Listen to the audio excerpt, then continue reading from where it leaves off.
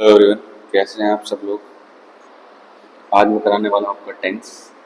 मैं verb and subject verb agreement complete करा चुका हूँ।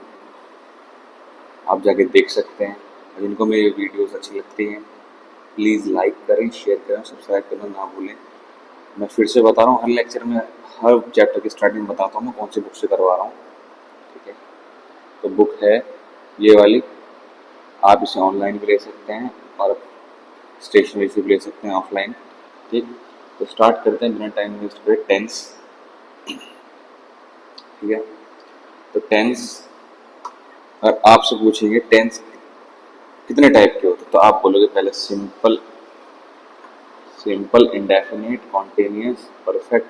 पांच ही हो गए, और पांच इसके होंगे, पांच इसके होंगे, तो कितना हो गए? 15।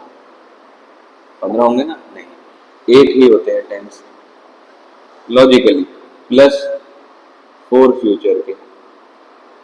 अब यहाँ तो पांच दिखाई दे रहे हैं, ये इंडेफिनिट ही सिंपल का पार्ट है। सिंपल टेंस का एक पार्ट है इंडेफिनिट, तो हम इसको काउंट नहीं करते। चार हम लॉजिकली 8 टेंस होते हैं, प्रेजेंट और पास्ट के इंडेफिनिट को छोड़ के सिंपल, कॉन्टिन्यूअस, परफेक्ट और परफेक्ट कॉन्टिन्यूअस। और 8 क्यों होते हैं ये? क्योंकि फ्यूचर हम मॉडल यूज करके बनाते हैं। ठीक है, अगर इसे ऐसा समझो कि हमें रियलिटी में भी अपना फ्यूचर बनाना पड़ता है। We don't know about our future. ठीक है, हमें फ्यूचर बनाना पड़ता है, तो ऐसे इसको बनाना पड़ता है, होता नहीं है पहले से। हमें भी अपना फ्यूचर बनाना ही पड़ता है। आज पढ़ रहे हो तब भी आपका फ्यूचर बनेगा, अदरवाइज कुछ और फ्यूचर बनेगा। फ्यूचर बनेगा जरूर, बट डिपेंड्स ऑन कि आज आप क्या कर रहे हो। ठीक, अब देखो कितने पार्ट होते हैं। तो सिंपल होता है, इंडेफिनिट होता है, कॉन्टिन्यूस होता है, परफेक्ट होता है, परफेक्ट कॉन्टिन्यूस होता है। अगर आप पांच ऐसे ही बोलोगे ना, 5 और 10 होते हैं और 5 फ्यूचर होता है, तो भी कोई दिक्कत नहीं है, बट लॉजिकली 8 होते हैं टेंस। ठीक, नोट देखो, प्रश्न सामान्यतः स्ट्रक्चर अथवा कंफ्यूजिंग जोड़े पर आधारित होते हैं। ठीक, simple present tense, simple present tense, इसमें वर्ब इज एम आर का प्रयोग होता है। ठीक है, जहां आपको इज एम आर दिखे, noun, subject plus is am are plus noun या एडजेक्टिव दिखे, वो क्या होगा? Simple present. ठीक है, वही इसका नेगेटिव सेंटेंस क्या बनेगा? Subject is not, am not, are not plus noun adjective. ठीक है, नेगेटिव के लिए इन हेल्पिंग वर्ब्स के बाद नॉट लग जाएगा। और आप जैसे हमने पढ़ाई था, इज किसके लिए आता है? ही, शी, इट, नेम। ठीक है, सिंगुलर के लिए इज आता है, एम आता है सिर्फ आई के लिए, और आर आता है प्लूरल्स के लिए, प्लूरल प्रोनाउन के लिए। ठीक है, या प्लूरल नाउन के लिए, you, we, they. I am a teacher, ठीक है, she is not my aunt, negative हो गया। इंटेरोगेटिव हो गया। इंटेरोगेटिव सेंटेंस क्या बनता है? जैसे मैं बोलूं यू आर इन दिल्ली, की स्टेटमेंट हो गई। क्या हो गई? ये स्टेटमेंट हो गई। अब इसको हम इंटेरोगेटिव कैसे बनाएंगे? पूछने के लिए प्रश्नवाचक कैसे बनाएंगे? Are you in Delhi, are you in Delhi. तो हम हेल्पिंग वर्ब सब्जेक्ट से पहले ले आएंगे। ठीक है, अब देखो प्रेजेंट इंडेफिनिट क्या होता है। प्रेजेंट इंडेफिनिट टेंस के अंतर्गत हम वर्तमान के विभिन्न प्रकार के कार्य को रख सकते हैं। प्रेजेंट रूटीन एक्शन, जैसे regular action, I come here daily, में डेली आता हूँ। ठीक है, यहाँ पर आपको इसेमर देखने को नहीं मिलेगा। सब्जेक्ट वर्ब की फर्स्ट फॉर्म या फिर बेस फॉर्म प्लस नाउन या एडजेक्टिव। बात समझ में आ रही है मेरी? अभी आगे इसका स्ट्रक्चर देखेंगे, पहले आप देखो ये कहाँ कहाँ यूज होता है। रेगुलर एक्शन में यूज होता है, आई कम हियर डेली। ठीक है, इरेगुलर एक्शन भी आते हैं, अर्थक्वेक्स कम्स इन जापान। अब ऐसा तो बोलेंगे नहीं earthquake is coming in Japan, continuous आगे मतलब अब भी आ रहा है। हम इसको सिंपल प्रेजेंट में यूज ही नहीं कर सकते इज। ठीक है, यानी है। अब देखो earthquakes come in Japan, Japan में आते हैं। ठीक है, हैबिट बोल सकते हैं, ही स्मोक्स। अब ऐसे तो बोलेंगे नहीं ही इज स्मोक, यानी इसका मतलब क्या हो जाएगा? वो स्मोक है, वो धूम्रपान है। ऐसे तो बोलेंगे नहीं, क्या बोलेंगे? स्मोक्स, यानी वो स्मोक करता है। नेक्स्ट देखो, universal truth, the sun rises in the east. Universal truth हमेशा इंडेफिनेट में यूज होते हैं, ना ही टेंस में होता है। यूनिवर्सल ट्रुथ ये कहते हैं। The sun rises in the east, earth revolves around the sun. मतलब अगर आप ये बोलेंगे earth is revolving around the sun, अभी हो रही है, वो हमेशा ही करती है, यूनिवर्सल ट्रुथ है वो, हम उसे इंडेफिनेट में ही यूज करेंगे। नेक्स्ट देखो, न्यूज नोट पढ़ोगे वाला, न्यूज़पेपर की हेडलाइंस और स्पोर्ट्स की कमेंट्री भी में भी प्रेजेंट इंडेफिनिट टेंस का प्रयोग होता है। पीएम साइंस द डील, अगर वो ये भी बोलना चाह रहे हैं ना कि आज फ्यूचर में करेगा, जो पीएम जो है फ्यूचर में कोई डील साइन करेंगे, the PM will sign the deal by tomorrow और बाय और कमिंग दिस वीक और कमिंग वीक, ऐसे बोलेंगे तो हम उस फ्यूचर को भी बोलेंगे PM sign the deal. PM leaves for China by tomorrow, मतलब कल जाएंगे, अभी गए नहीं है, स्टिल हम यहाँ पर इंडेफिनिट यूज कर रहे हैं, क्योंकि ये जो न्यूज होती है, न्यूज चैनल्स होते हैं, ये अपने जो न्यूज होते हैं ये इंडेफिनिट टेंस में यूज करते हैं। चाहे आप न्यूज पेपर पढ़ोगे, उसकी हेडलाइंस भी होती है, वो इंडेफिनिट में यूज होती है। मेरी बात नहीं क्लियर होगी? देखो, Virat strikes the ball end of it goes across the boundary line. इसका मतलब क्या निकला? अगर आप इसे पढ़ोगे कि विराट बॉल को स्ट्राइक करता है और वो बाउंड्री के बाहर चली जाती है, सारी बॉल तो जाएंगी नहीं। वो कहना क्या चाह रहा है? Virat strike the ball and it goes और it went cross the boundary line. समझ में आ गई? वो बाउंड्री लाइन बाहर चली गई, वो एक पास्ट हो गया, उसने चौका मार दिया, बट स्टिल वो इंडेफिनिट में यूज कर रहा है। ठीक है, अब देखो, न्यूज़पेपर के हेडलाइंस में आर्टिकल एवं हेल्पिंग वर्ब्स का प्रयोग कम से कम किया जाता है, जैसा कि अभी हमने पढ़ा, 3 किल्ड इन लैंडस्लाइड। ठीक है, मतलब 3 मारे गए।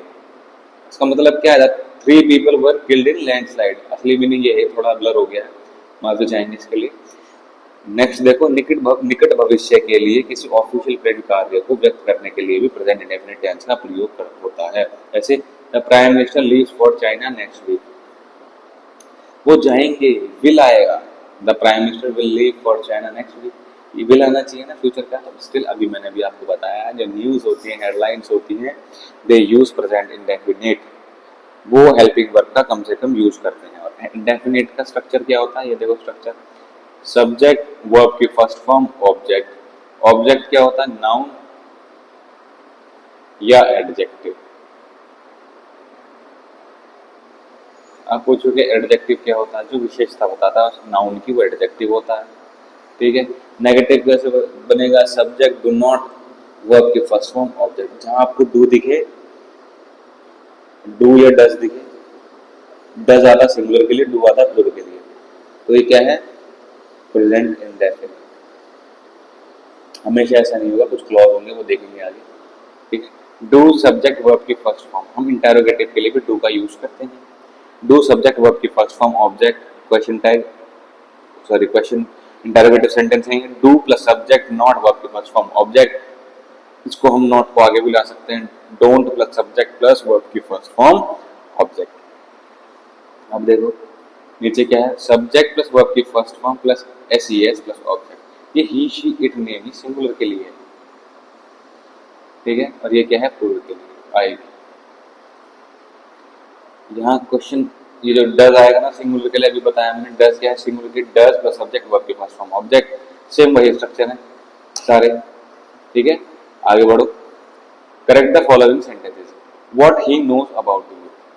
तो यहाँ पर अभी हमने पढ़ा इंडेफिनिट, तो what does he know about you, he के लिए आएगा डज।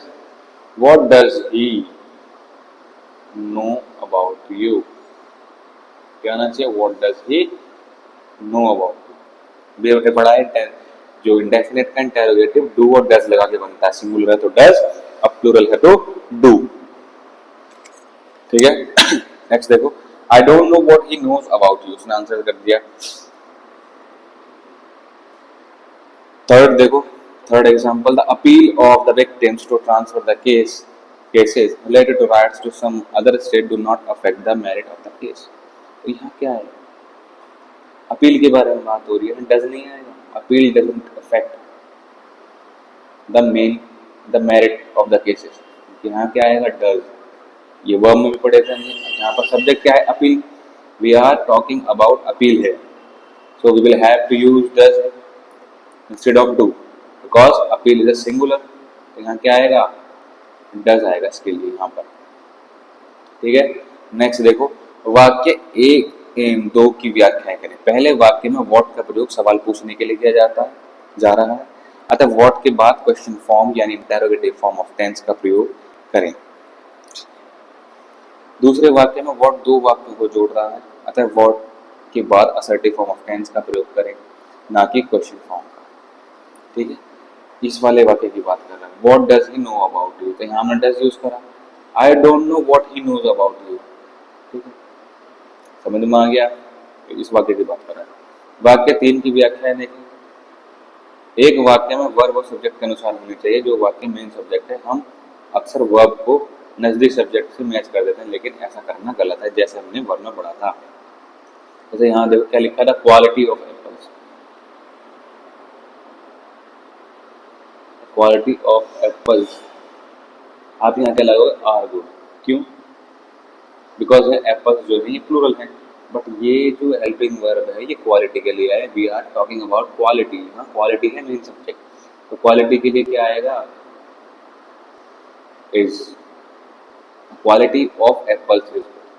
एप्पल की क्वालिटी अच्छी है। अगर आप बोलते हैं अब हिंदी में देखो, हर चीज़ हिंदी में कन्वर्ट करके नहीं, ट्रांसलेट करके नहीं सीखनी है, इंग्लिश को इंग्लिश जैसा सीखना है। समझ में आ रही है मेरी बात? मैं जो अभी बता रहा हूँ वो मैं इसलिए बता रहा हूँ कि मैं आपको अच्छे से समझा सकूँ, और मुझे पता है कहाँ हिंदी में ट्रांसलेट करके अच्छे समझ में आएगा। अगर मैं बोलूँ इन एप्पल की क्वालिटी अच्छी है, इन सेबों की क्वालिटी अच्छी है, ऐसे बोलूँ तो सेबों के लिए थोड़ी अच्छी है। अगर मैं यहाँ क्वालिटी की बात कर रहा हूँ, सेबों की बात थोड़ी कर रहा हूँ। अगर सेबों की बात कर रहा हूँ, सारे सेब अच्छे हैं, अब अच्छे आ गए ना, प्लूरल कर दिया हमने। बात समझ में आ रही है? क्वालिटी अच्छी है सिंगुलर, सारे सेब अच्छे हैं, यहाँ प्लूरल अच्छे हैं। ठीक है, अब देखो सिंपल पास्ट टेंस की बात कर रहा है। हमने सिंपल प्रेजेंट पढ़ लिया, प्रेजेंट इंडेफिनिट पढ़ लिया, अब सिंपल पास्ट की बात करते हैं। इसमें वर्ब वॉज वर्ब का प्रयोग होता है, जैसे कि सिंपल प्रेजेंट में आपको इज एम आर देखने को मिलेगा, ऐसे ही सिंपल पास्ट में इनकी पास्ट फॉर्म देखने को मिलेगी, क्या, वॉज वर्ब। ठीक है, इनकी पास्ट फॉर्म है, बस ये है एम आई के साथ हो जाता है, और पास्ट में हम आई के साथ वॉज यूज कर लेते हैं, बस ये अंतर है। ठीक है, I was a teacher, she was not my aunt, were you in Delhi. Same sentences हमने पास्ट में कर दिए, क्या तुम दिल्ली में थे। तो वर किसके लिए आया, यू के लिए, यू प्लूरल है, तो हम प्लूरल के लिए वर यूज करते हैं, सिंगुलर के लिए हम वॉज यूज करते हैं। ये आता है सिंगुलर के लिए, ये आता है हमारा प्लूरल के लिए। प्लूरल हो गया तो प्लूरल के लिए। ठीक है, नेक्स्ट देखो स्ट्रक्चर क्या है। स्ट्रक्चर इधर रखा आपको, subject plus was verb plus noun adjective. ठीक है, इसे ऑब्जेक्टिव लिख सकते हैं, बट ऑब्जेक्ट क्या होते हैं, ऑब्जेक्ट क्या होते हैं, नाउन या एडजेक्टिव, को इन्होंने डायरेक्ट लिख दिया। ठीक है, सही है। नेगेटिव देखो, subject was not were not plus noun adjective, negative बन गया। क्वेश्चन इंटरोगेटिव कैसे बनेगा, वॉज वर हेल्पिंग वर्ब पहले आ जाएगी, जैसे प्रेजेंट में था ऐसे इसमें हेल्पिंग वर्ब पहले जाएगी सब्जेक्ट से प्लस नाउन एडजेक्टिव। सिंगुलर के लिए आई ही, इन सब के लिए वॉज आएगा, वर आएगा किसके लिए, यू वी दे। ठीक है, पास इंडेफिनिट इंडेफिनिट टेंस क्या है, सब्जेक्ट प्लस वर्ब की सेकंड फॉर्म प्लस ऑब्जेक्ट। इसको देखो, ये बोला मैंने, यहाँ पे सेकंड फॉर्म आ जाएगी। बात समझ में आ रही है? वर्ब की सेकंड फॉर्म सिर्फ ये देखने को मिलेगी आपको पास्ट इंडेफिनिट में। आगे देखो, सिंपल पास्ट क्या है, जो कार्य खत्म हो चुका है, past indefinite tense, sorry past indefinite की बात कर रहे हैं। हाँ, सिंपल प्रेजेंट में क्या बोला था मैंने, नहीं भूल गया। हाँ, वर्ब की सेकंड फॉर्म आपको यहाँ देखने को मिलेगी। ठीक है, अब सिर्फ पास्ट इंडेफिनिट में। परफेक्ट में वर्ब की थर्ड फॉर्म आ जाती है, किसी का भी परफेक्ट हो, चाहे वो सिंपल का प्रेजेंट का परफेक्ट हो, पास्ट का परफेक्ट हो, फ्यूचर का परफेक्ट हो, हमें वर्ब की थर्ड फॉर्म यूज करनी है। ठीक है, और कुछ नहीं, भी यहाँ लो, जो कार्य खत्म हो चुका हो पास्ट इंडेफिनिट टेंस में था। I saw you but you didn't see me, मैंने तुम्हें देखा पर तुमने मुझे नहीं देखा। जैसे सिंपल सॉरी प्रेजेंट इंडेफिनिट में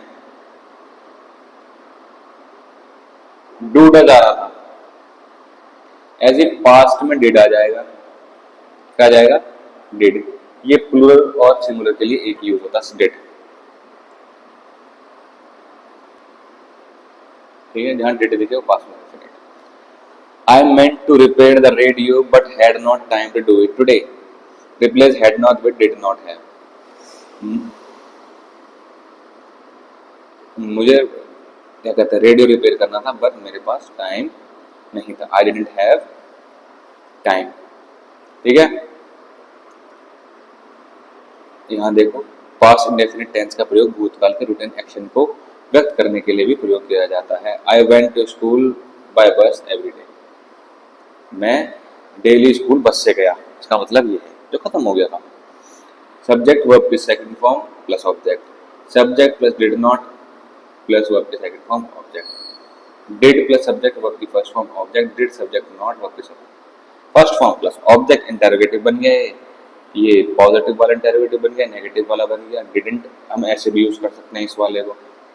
ठीक है, आगे देखें। नोट, अगर वाक्य की शुरुआत it's time, it's about time, it's high time से हो और उसे सब्जेक्ट और उसके बाद सब्जेक्ट का प्रयोग हो, सब्जेक्ट के बाद वर्ब के सेकंड फॉर्म वॉज को छोड़कर का प्रयोग होगा। It's time you should study, it's time you studied. मेरी बात समझ में आ रही है? ये आपको याद कर लेने हैं। जहां आपको it's time, it's about time, it's high time दिखे, हम इनके बाद क्या यूज करना है? वॉज को छोड़ के वर्ब की सेकंड फॉर्म या फिर were. It's time he were at home. ठीक है, नेक्स्ट देखो, लेकिन अगर इट्स टाइम के बाद टू का प्रयोग होता है तो बेस फॉर्म हमेशा याद करना रखना। टू के बाद प्लस वर्ब की बेस फॉर्म या वर्ब की फर्स्ट फॉर्म बोल सकते हो इसको, यही वर्ब की फर्स्ट फॉर्म होती है। ठीक है, टू के बाद वर्ब की बेस फॉर्म। डिड डू, डस के बाद भी वर्ब की बेस फॉर्म का यूज करते हैं। Sir rule, it's time to study. ठीक है, मतलब ये पढ़ाई करने का समय है, हमें पढ़ाई करनी थी। It's time to study, let's go have some study. ठीक है,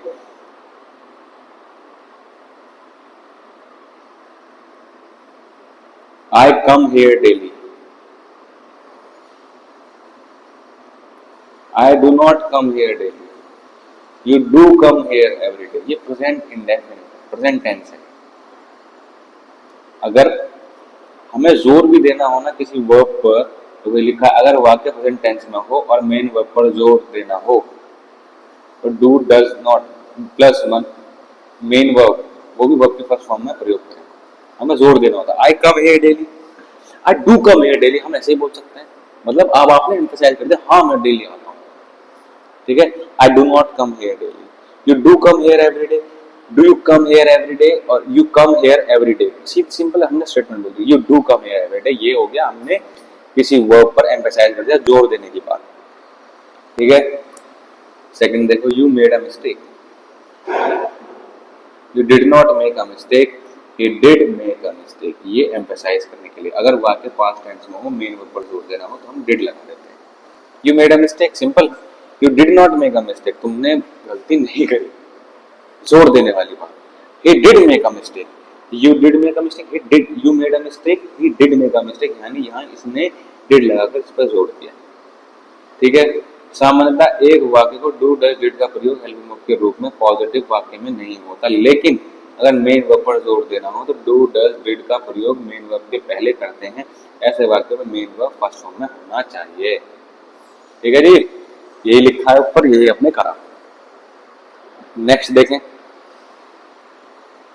अगर वाक्य में भूतकाल के समय का उल्लेख हो तो पास्ट टेंस का प्रयोग होता है। I have come yesterday,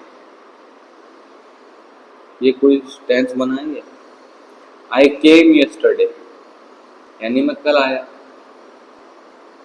I came here yesterday, ये क्या है? इंडेफिनिट।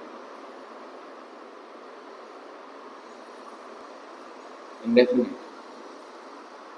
ठीक है जी, सिंपल फ्यूचर टेंस देखो, इसमें verb will be, shall be भविष्य में किसी की पहचान का गुणवत्ता या आभास होता है, यह भविष्य की पहचान का गुणवत्ता का वर्णन करता है।